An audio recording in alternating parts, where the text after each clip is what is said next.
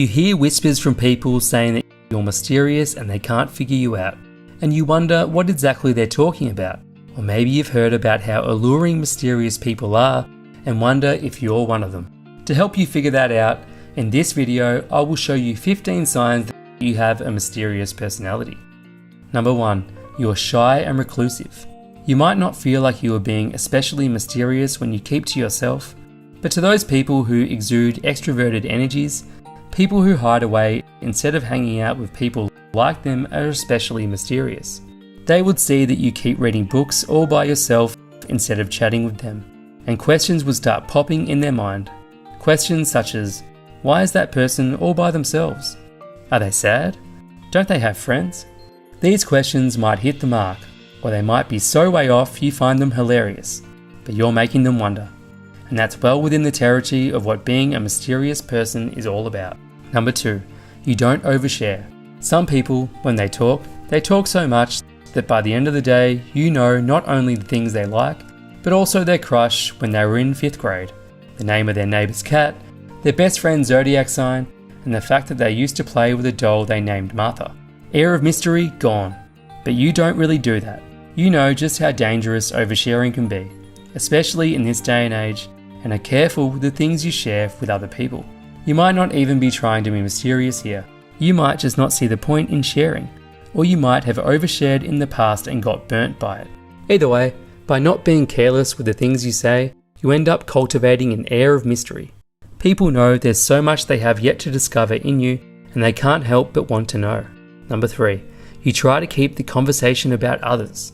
People like to talk about themselves, and you are perfectly happy keeping it that way. Instead of trying to find ways to make the conversation about you, you try to instead make it about them. When they ask you things like, what about you?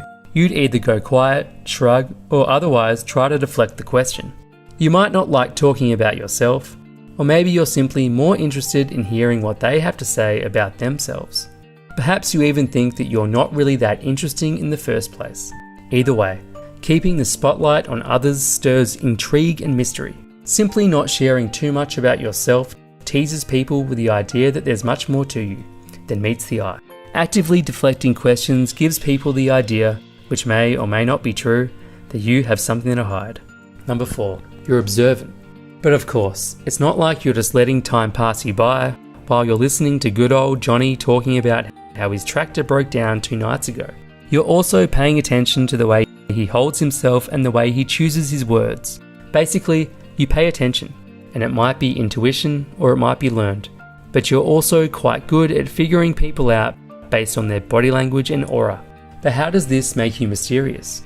Well, all that observation helps you figure people out, and more often than not, you end up surprising people when it turns out that you know more than you've been letting on.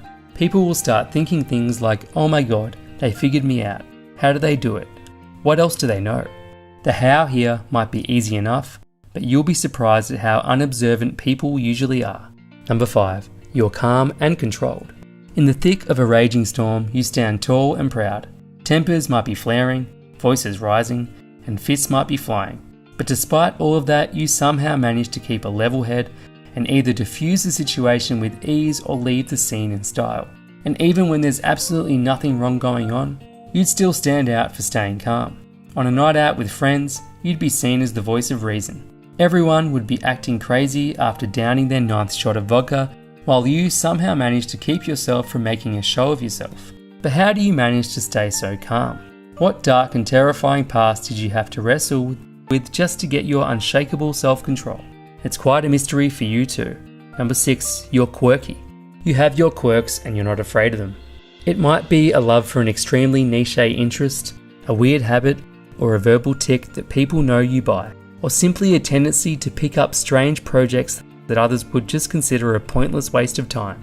Other people might feel pressured to hide their quirks just to be more socially acceptable, but you don't care in the least. At the same time, you don't really try to be quirky just for the sake of it, because you honestly don't see the point in that. A lot of the time, people will judge you for your quirks, and that's just how humans are. But at the same time, it also stirs intrigue and curiosity. You become something of an enigmatic figure that people will want to figure out. Number 7, you're confident.